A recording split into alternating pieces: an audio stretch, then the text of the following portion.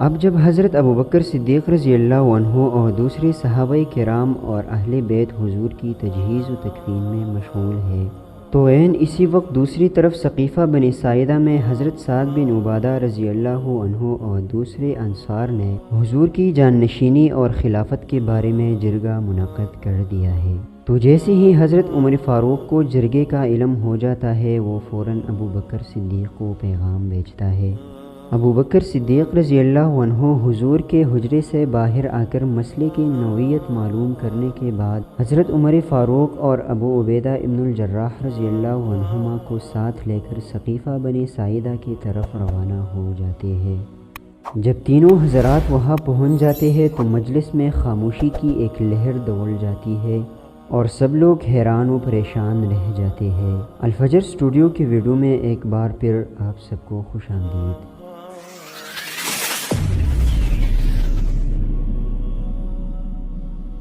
ناظرین، یہاں پر ایک مختصر اور ضروری بات کو مد نظر رکھنا چاہیے کہ حضور کے بعد صحابہ کرام کے درمیان خلافت کے بارے میں جو اختلاف کی لہر دوڑی تھی، وہ کسی بھی دنیاوی غرض کے لیے نہیں تھی تاکہ وہ اس سے دنیاوی مال، عزت اور شہرت حاصل کر سکے، بلکہ یہ اختلاف صرف اسی غرض کے لیے تھی کہ کہیں حضور کی جانشینی ان ہاتھوں میں نہیں چلی جائے کہ جس سے مسلمانوں کے درمیان اختلاف پیدا ہو جائے اور عرب کے تمام قبائل اور باشندے اس کو قبول ہی نہ کریں، کیونکہ یہ صرف مدینہ کی خلافت نہیں تھی بلکہ عرب کے باقی علاقے بھی اس میں شامل تھے۔ اس لیے اہل مدینہ نے یہ مناسب سمجھا کہ خلافت انہی کو ملنا چاہیے، لیکن دوسری طرف حضور کی رضا اور خوشی اسی میں تھی کہ امیر المؤمنین قریش میں سے ہے۔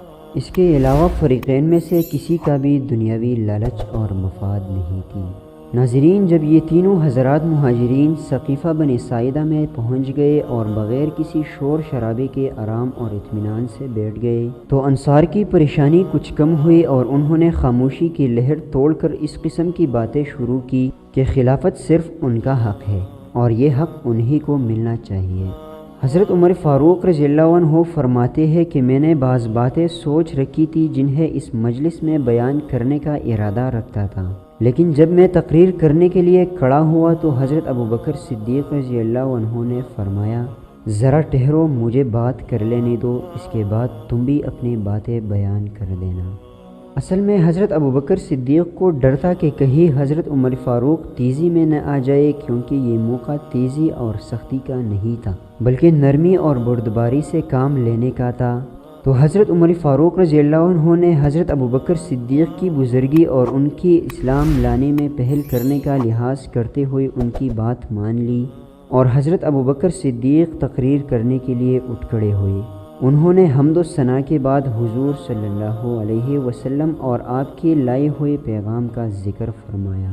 پھر ثقیفہ بنی ساعدہ کے صحابہ کرام کو مخاطب کر کے فرمانے لگے کہ عربوں کے لیے اپنے آباء و اجداد کا دین ترک کر دینا نہایت ہی مشکل کام تھا اور وہ ایسا کرنے کے لیے بالکل آمادہ نہیں تھے۔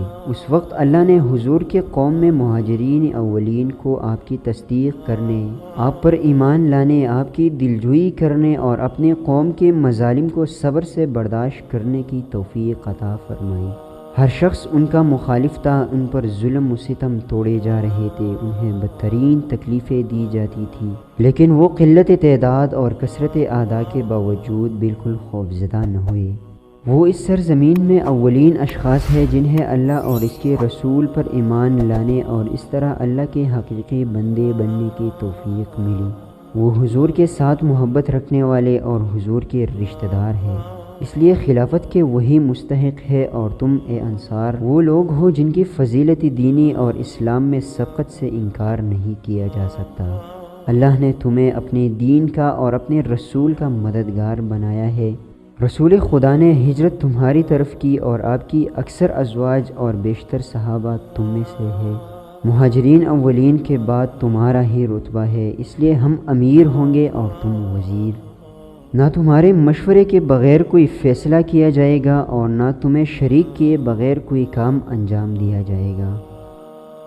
ناظرین، حضرت ابوبکر صدیق رضی اللہ عنہ کے دلائل کی روشنی میں تمام لوگوں کو مطمئن ہو جانا چاہیے تھا، کیونکہ ان کی تمام باتیں مبنی بر حق تھے اور قرین انصاف تھے۔ لیکن بعض لوگوں کو مہاجرین کی امارت سرے سے ناپسند تھی۔ ان کے دلائل سے کوئی اثر قبول نہ کیا، کیونکہ ان لوگوں کو خدشہ تھا کہ مہاجرین ان کا حق غصب کر لیں گے اور سلطنت پر قابض ہو کر منمانی کا رویہ کریں گے۔ چنانچہ ان میں سے ایک شخص کھڑا ہو کر کہنے لگا کہ ہم اللہ کے انصار اور اسلام کا لشکر ہے، اور تم اے مہاجرین ہم سے قلیل التعداد ہو، لیکن اب تم ہمارا حق غصب کرنا اور ہمیں سلطنت سے محروم کرنا چاہتے ہو، ایسا کبھی نہیں ہو سکے گا۔ یہ سن کر بھی حضرت ابوبکر صدیق رضی اللہ عنہ کے ماتھے پر کسی قسم کے اثرات ظاہر نہیں ہوئے، اور وہ بدستور اپنے دھیمی پن سے مجمع کو مخاطب کرتے رہے۔ انہوں نے فرمایا، اے لوگو، ہم مہاجرین اولین اشخاص ہیں جو اسلام لائے۔ حسب و نسب اور عزت و شرف کے لحاظ سے بھی ہم تمام عربوں سے بڑھ چڑھ کر ہے۔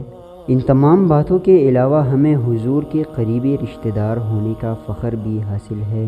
ہم تم سے پہلے ایمان لائے، اور قرآن میں بھی ہمارا ذکر تمہارے ذکر سے مقدم ہے۔ چنانچہ ارشاد باری تعالیٰ ہے، والسابقون الاولون من المہاجرین والانصار والذین اتبعوہم بإحسان، اور جو لوگ قدیم ہے سب سے پہلے ہجرت کرنے والے اور مدد کرنے والے، اور جنہوں نے ان کی اتباع کی نیکی کے ساتھ۔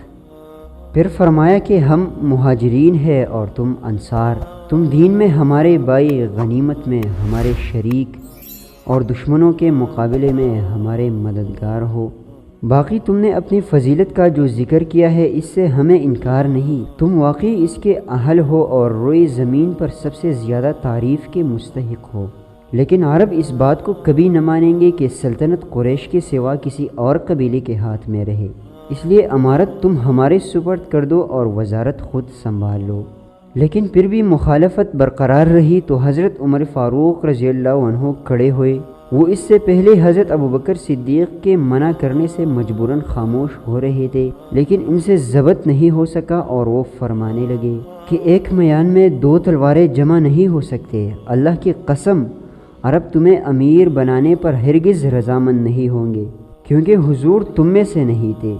ہاں، اگر امارت ان لوگوں کے ہاتھ میں آئے جن میں حضور مبعوث ہوئے تو انہیں کوئی اعتراض نہیں ہوگا۔ اگر عربوں کے کسی طبقے نے ہماری امارت اور خلافت سے انکار کیا تو اس کے خلاف ہمارے ہاتھ میں دلائل ظاہرہ اور دلائل قرآنیہ موجود ہوں گے۔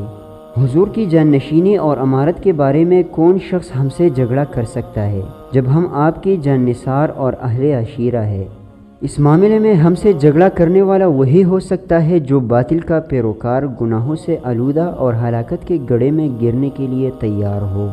اس وقت حضرت ابو عبیدہ ابن الجراح رضی اللہ عنہ، جو اب تک خاموش بیٹھے فریقین کی باتیں سن رہے تھے، اس معاملے میں دخل دیے بغیر نہ رہ سکے۔ وہ اٹھے اور اہل مدینہ کو مخاطب کرتے ہوئے فرمایا، اے انصار، تم ہی تھے جنہوں نے اس دین کی نصرت اور حمایت کے لیے سب سے پہلے اپنے آپ کو پیش کیا تھا، اور اب تم ہی سب سے پہلے اس کی تباہی کے در پہ ہو رہے ہو۔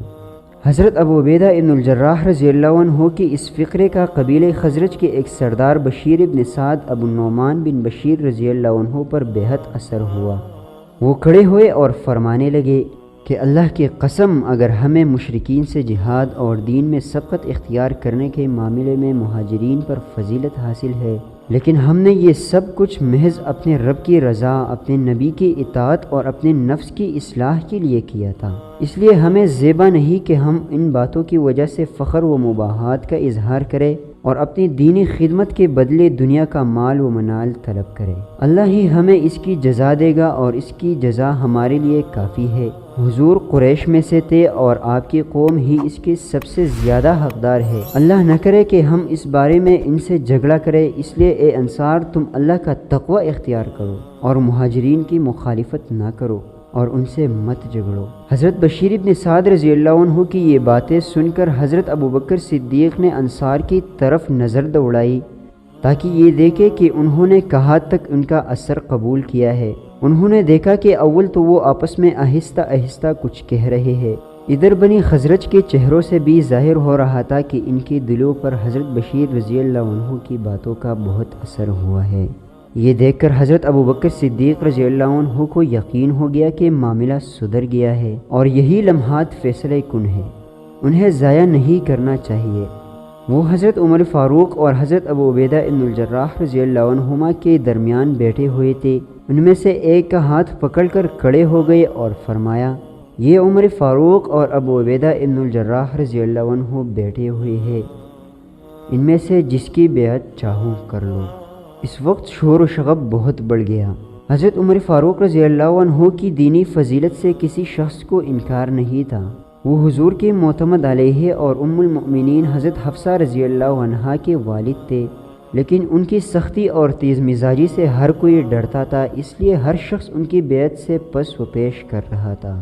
جہاں تک حضرت ابو عبیدہ ابن الجراح رضی اللہ عنہ کا تعلق تھا، ان میں حضرت عمر فاروق کی طرح سختی نہ تھی، لیکن انہیں دینی لحاظ سے حضرت عمر فاروق کی طرح مقام و مرتبہ حاصل نہیں تھا۔ اگر کچھ وقت اور یہی حالات رہتی تو اختلاف انتہائی شدت اختیار کر لیتا، لیکن حضرت عمر فاروق رضی اللہ عنہ نے اسے بڑھنے نہیں دیا اور بلند آواز سے فرمایا کہ یا ابا بکر اپنے ہاتھ بڑھائیے۔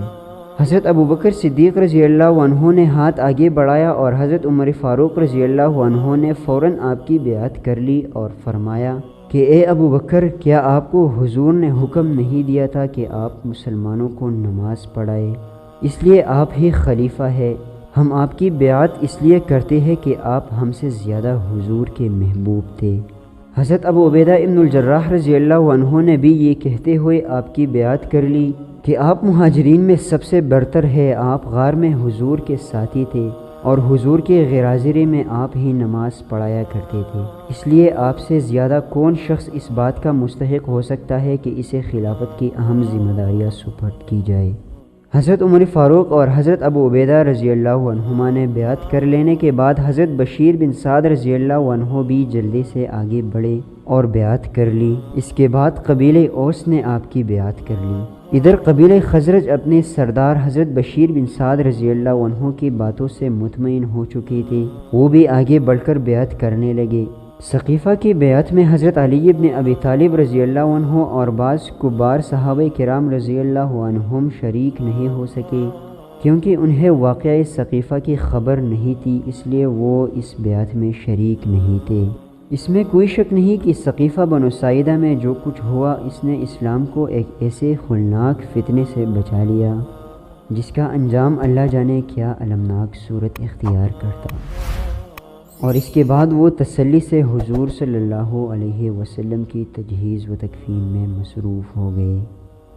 ثقیفہ بنی ساعدہ میں بیعت ختم ہونے پر مسلمان جب مسجد نبوی میں واپس آ گئے، اس وقت شام ہو چکی تھی۔ اگلے روز حضرت ابوبکر صدیق رضی اللہ عنہ مسجد میں تشریف لائے اور منبر پر چڑھ گئے۔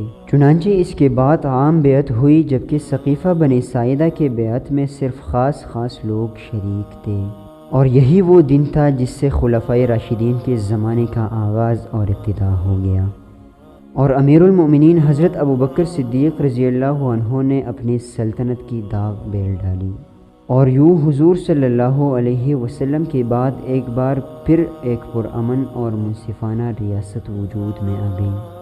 تو ناظرین، بس یہی تھی آج کی ویڈیو۔ ملتے ہیں اس ویڈیو کے اگلے حصے میں، تب تک کے لیے اللہ حافظ۔